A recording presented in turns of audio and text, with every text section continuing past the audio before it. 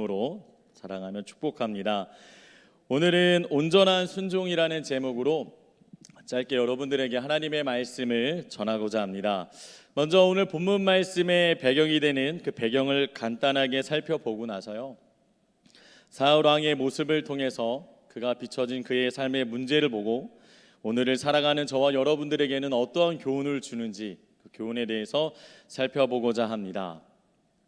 사울이 왕이 되고 나서 몇 차례 전쟁의 승리를 하면서 그 나라가 강성하여지고 기틀이 잡혀가기 시작합니다. 그리고 나서 그의 권력이 굉장히 견고해지고 있었죠. 그런데 문제는 그렇게 나라가 강성해지고 그리고 견고해지기 시작한 다음부터 사울 왕이 점점 변하기 시작했다는 겁니다. 아시다시피 사울 왕은 초창기에 굉장히 겸손했던 사람입니다. 자신이 왕으로 추대되는 것을 너무나도 부끄럽게 여겼기 때문에 숨기까지 했어요. 수줍음도 많고 순전한 사람이었습니다. 그랬던 그가 점점 그 모습이 변해가기 시작합니다. 나라가 견고해지고 권력이 생기고 자신을 친송하는 사람이 많이 생기자 변질이 일어나게 됐다라는 것이죠. 그 삶의 형통이 찾아왔을 때 그는 무언가 변하기 시작했습니다. 하나님이 사울 왕의 이러한 부분을 우려하시고 사무엘을 통해서 사울 왕을 바꾸시려고 하셨습니다. 그래서 하나님은 사울 왕이 변질된 모습을 보시고 사무엘을 통해서 사울에게 특별한 하나의 명령을 내리십니다. 그게 오늘 본문 말씀의 배경이 되거든요. 사무엘상 15장 2절과 3절에 이러한 명을 내리십니다. 만군의 여호와께서 이같이 말씀하시기를 아말렉이 이스라엘에게 행한 일, 곧 애굽에서 나올 때에 길에서 대적한 일로 내가 그들을 벌하노니 지금 가서 아말렉을 쳐서 그들의 모든 소유를 남기지 말고 진멸하되 남녀와 소아와 젖먹는 아이와 우양과 낙타와 나귀를 죽이라 하셨나이다 하니. 아멘. 이렇게 명령을 내리셨어요. 아말렉 백성을 진멸하라. 그런데 하나님은 왜 하필 이 아말렉 백성을 진멸하라고 명령을 내리셨을까요? 다름이 아니라 아말렉은 이스라엘 백성들이 애굽 땅에서 하나님의 능력으로 출애굽한 후에 그 직후에 르비딤이라는 지역에 이르게 됩니다. 그런데 그때 어떻게 하냐? 교활하게 이스라엘 백성들의 그 행진 대열의 후미를 공격함으로써 이스라엘을 공격해요. 큰 타격을 줍니다. 이 사건을 통해서 아말렉은 이스라엘의 어떤 민족적인 원수가 됐어요. 그리고 이 일을 계기로 해서 하나님께서는 이스라엘 백성들에게 이렇게 명하십니다. 아예 아말렉 백성을 지워버려라. 그래서 신명기 25장 17절부터 19절에 이렇게 말씀하십니다. 너희는 애굽에서 나오는 길에 아말렉이 내게 행한 일을 기억하라. 곧 그들이 너를 길에서 만나 내가 피곤할 때에 내 뒤에 떨어진 약한 자들을 쳤고 하나님을 두려워하지 아니하였느니라.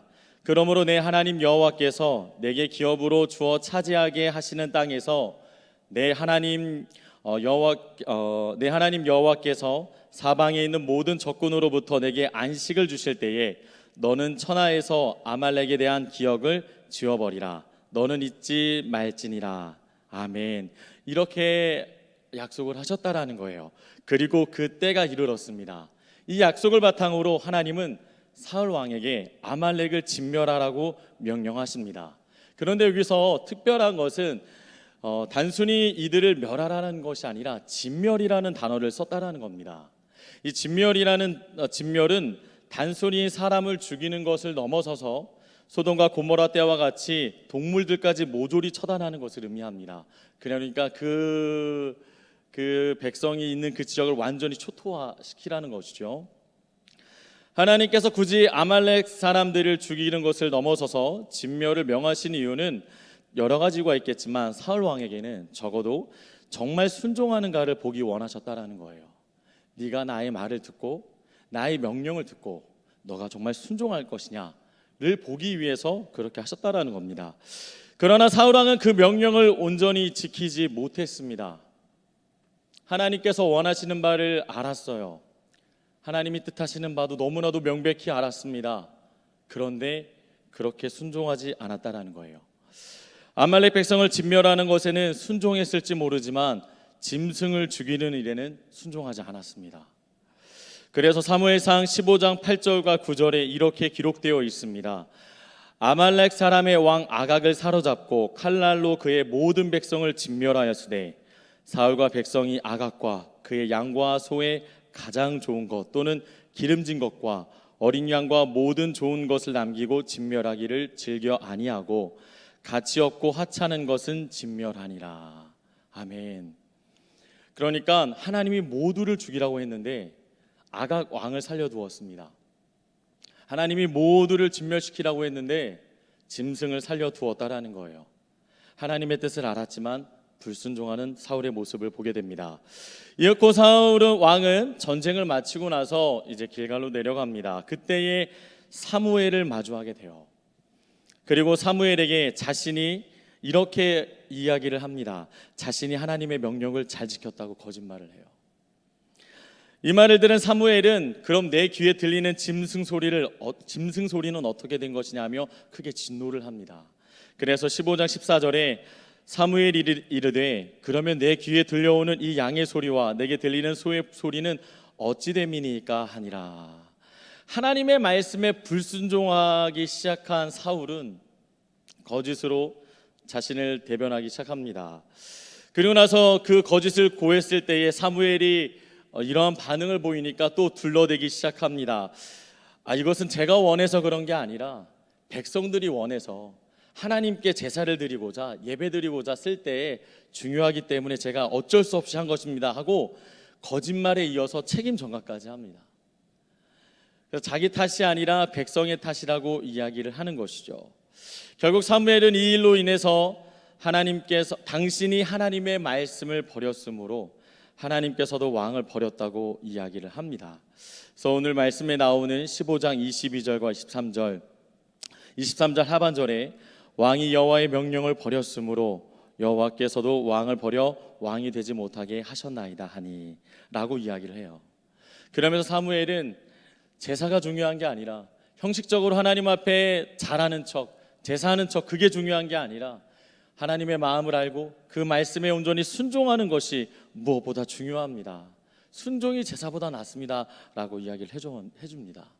이 말씀을 통해서 그리고 이 사울왕의 모습을 통해서 이 순종에 관련된 교훈을 우리에게 준다라는 것이죠.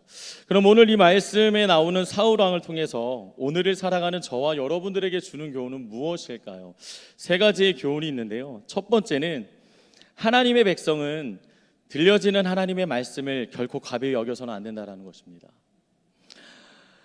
15장 19절에 사무엘이 사울 왕에게 말합니다. 어찌하여 왕이 여호와의 목소리를 청종하지 아니하고 어찌하여 하나님의 말씀을 중하게 여기지 않았습니까?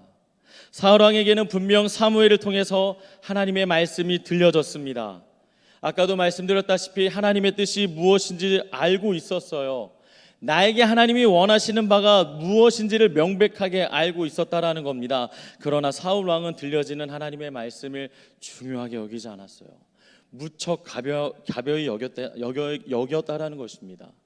그저 해도 되고 안 해도 되는 것쯤으로 여겼다라는 거예요. 앞서 말씀드렸다시피 사울 왕은 겸손한 자였습니다. 겸손한 자라는 말은 언제나 하나님의 말씀을 들을 준비가 돼 있다라는 거예요.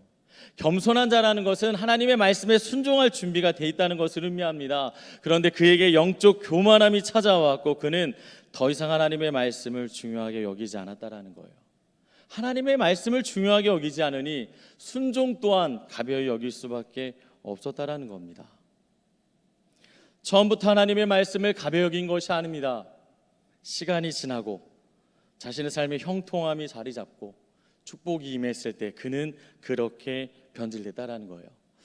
사울왕의 이러한 모습은 오늘을 살아가는 저와 여러분들에게도 말씀하고 있습니다. 사실 오늘을 살아가는 저와 여러분들에게도 하나님의 말씀은 들려지고 있습니다. 믿으십니까?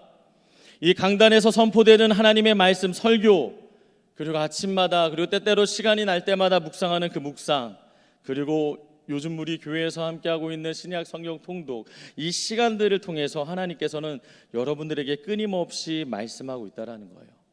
오늘 내가 어떻게 살아가야 될지, 앞으로 내가 어떻게 살아가야 될지, 앞으로 하나님이 기뻐하시는 바가 무엇인지를 끊임없이 우리에게 들려주고 있다라는 것입니다. 그런데 여러분, 그 말씀을 중요하게 여기며 살고 계십니까?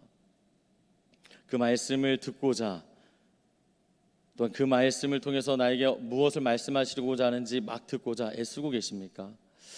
우리도 모르는 사이에 사울왕과 같이 한 귀로 듣고 한 귀로 흘리는 것은 아닙니까? 우리도 모르는 사이에 들려지는 말씀이 너무 많다 보니까, 너무 이렇게 편안하게 가볍게 쉽게 접할 수 있다 보니까 가벼이 여기는 것은 아닌가, 한번 되돌아봐야 된다는 것입니다. 예레미야 22장 21절에 이런 말씀이 있습니다. 내가 평안할 때에 내가 내게 말하였으나 네 말이 나는 듣지 아니하리라 하였나니 내가 어려서부터 내 목소리를 청종하지 아니함이 내 습관이라. 평안할 때에, 그리고 우리의 모든 삶 속에서 주님은 지금도 말씀하십니다. 우리를 사랑하니까 어떻게 살아가야 될지를 끊임없이 말씀하고 계시다라는 거예요. 그런데 우리가 집중하지 않기 시작하고 이것을 중요하게 여기기 시작하지 않을 때에 어떻게 되냐면, 이것이 우리의 삶 가운데 당연한 것이 되고 주님의 말씀을 안 듣는 것이 습관이 되어버린다라는 거예요. 그러면 하나님의 말씀을 순종하는 것은 당연히 안 되고 불순종이 자연스러워질 수밖에 없다라는 겁니다. 물론 매일같이 여기 서 있는 저도 막 매일같이 하나님의 뜨거운 은혜를 막 갈망하지 못할 때도 있습니다. 하나님의 말씀에 대해서 무뎌진 마음을 느낄 때도 있습니다.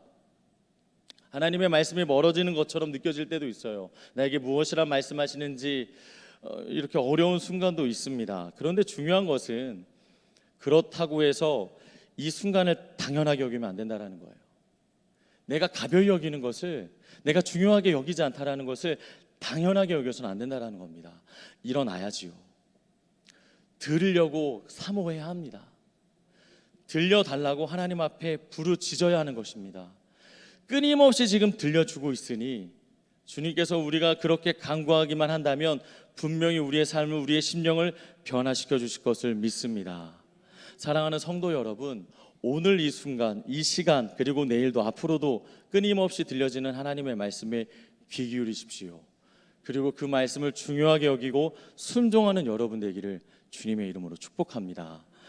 다음으로 사울왕을 통해서 오늘을 살아가는 저와 여러분에게 주는 교훈은 무엇일까요? 두 번째는 하나님의 백성은 하나님의 말씀보다 사람의 말을 더 중요하게 여겨서는 안 된다라는 거예요.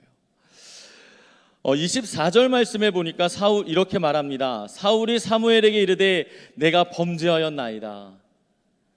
내가 여호와의 명령과 당신의 말씀을 어긴 것은 내가 백성을 두려워하여 그들의 말을 청종하였음이니이다. 그러니까 사울왕은 하나님보다 백성을 더 두려워했다라는 거예요. 하나님의 뜻을 알고 있었지만, 하나님이 어떻게 살고자 하는 것을 분명히 알고 있었지만 사람이 두려워서 그들의 반응이 더 중요했기 때문에 그는 불순종했다라는 거예요. 사울이 짐승을 왜 남겼을까요? 사울은 자신의 군대에게 노획물을 주려고 그렇게 한 것입니다. 자, 당시에 고대 근동에는 상비군에게 따로 월급을 주지 않았어요. 그래서 어떠한 식으로 월급을 줬냐면 전쟁을 통해 얻은 노획물, 그러니까 탈취물을 가지고 살해를 할 수밖에 없었다라는 거예요. 그러니까 사울이 당시에 하나님의 그 명령, 그 말씀에 따라 모든 짐승을 진멸했다면 하나님의 뜻에는 부합했을지 모르지만 당시 부하들에게는 원성을 살 수밖에 없는 순간이었다라는 거예요. 그러니까 그렇게 하나님의 말씀을 딱 지키라고 하는 순간 이 백성들을 보니까 안 되겠는 거예요. 두려웠던 겁니다. 하나님의 뜻을 알고 있었지만 그 두려움 때문에 할 수 없었다라는 거예요. 그래서 그것이 두려웠던 사울 왕은 하나님의 명령에 순종하지 않습니다. 오늘날은 어떨까요? 오늘날도 이러한 사례가 무척 많이 있죠. 사람이 두려워서, 사람이 좋아서, 사람 때문에 나도 모르는 사이에 하나님의 말씀을 듣고 순종하는 것을 거부하는 것은 아닌지 우리는 살펴봐야 된다는 것입니다. 때로는 우리가 세상 속에 살면서 주님의 말씀에 순종할 때에 기쁜 일만 있으면 얼마나 좋을까요? 그런데 그렇지 않은 순간도 반드시 있습니다. 하나님의 말씀에 순종하는 여러분의 모습 때문에 분위기를 엉망으로 만들 수도 있다라는 거예요. 사울 왕처럼. 사울 왕과 비교되는 다윗 왕은 이런 고백을 하죠. 내가 누구를 무서워하리요? 내가 누구를 두려워하리요? 사람을 두려워하지 않았다라는 거예요. 하나님을 경외하고 하나님을 두려워하고 하나님만 온전히 의지했다라는 겁니다. 그런 여러분 되기를 축복합니다. 제가 군대에서 경험한 일이었습니다. 사실 내가 하나님 말씀에 순종하는 것 때문에 분위기를 이렇게 다운되게 만드는 것, 힘들게 만드는 것 정말 많이 경험할 텐데요. 저는 어릴 때부터 이제 아무래도 이제 그 목회자 자녀로서 그렇게 그 울타리 안에만 있다 보니까 사실 세상으로부터 오는 그런 걸 잘 몰라요. 근데 이제 군대에서 그런 비스무리한 일들을 좀 경험한 적이 있었는데요. 제가 이제 군대에 있을 때 제가 운전병 출신입니다. 그래서 버스 운전병을 했는데 거기에 정비 장교님이 한 분 계셨어요. 근데 이제 나이가 지긋하셔서 은퇴를 앞두고 계셨습니다.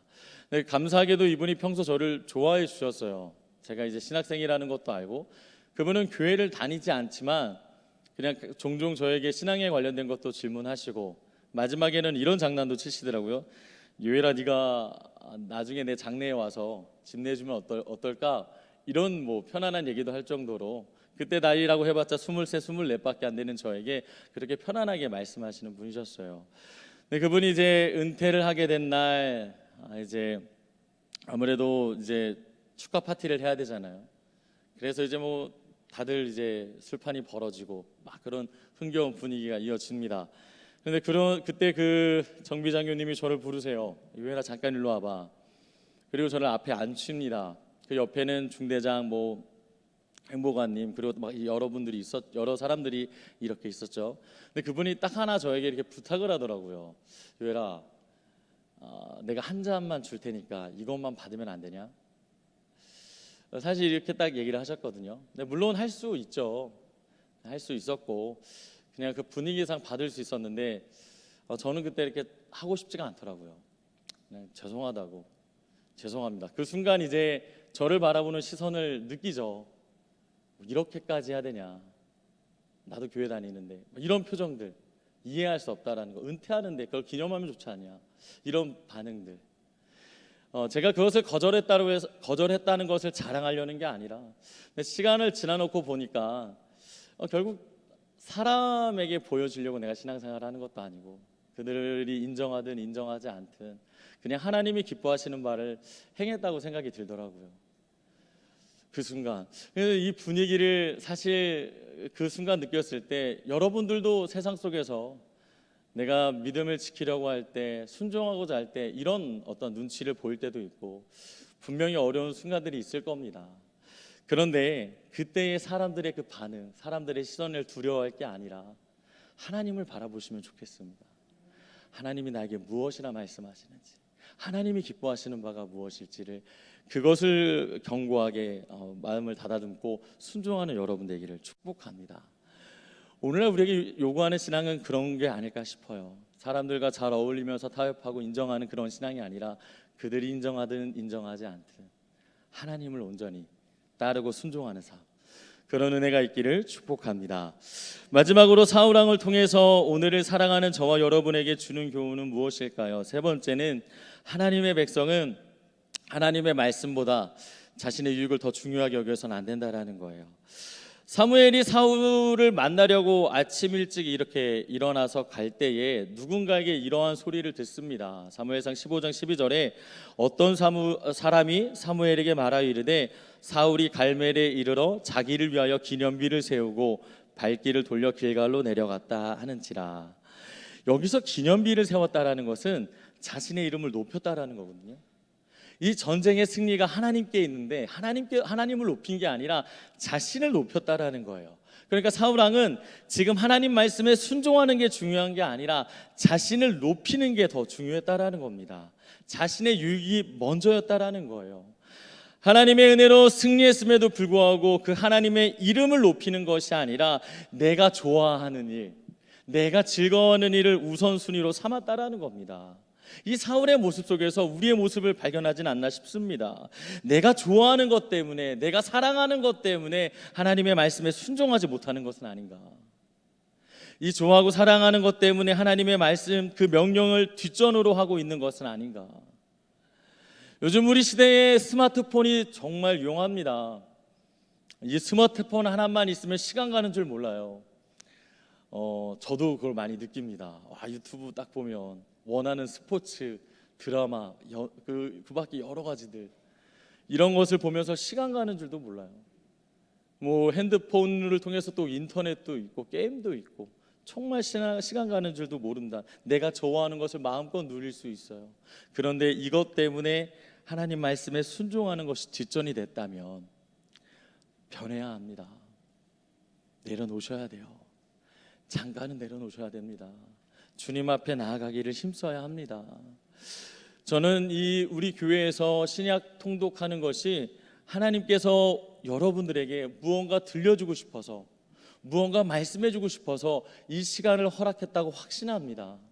우리 교회에서 어떤 행사가 하나 있나 보다라고 생각하지 마세요. 이 모든 것을 기획한 것은 하나님입니다. 하나님이 감동케 하시고, 담임 목사님을 감동케 하시고, 그리고 우리 교육자들 준비케 하시고, 그리고 여러분들에게 허락하셨다라는 거예요. 그럼 여러분들은 순종하면 됩니다. 무엇이라고 나에게 들려주시는지 그 앞에 여러분 나아가는 여러분 되기를 축복합니다. 좋아하는 것, 내가 원하는 것 잠깐 내려놓으십시오.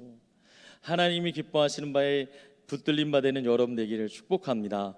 말씀을 마치고자 합니다. 하나님의 백성인 여러분들, 지금 이 순간에도 그리고 앞으로도 들려질 하나님의 말씀을 중요하게 여기십시오.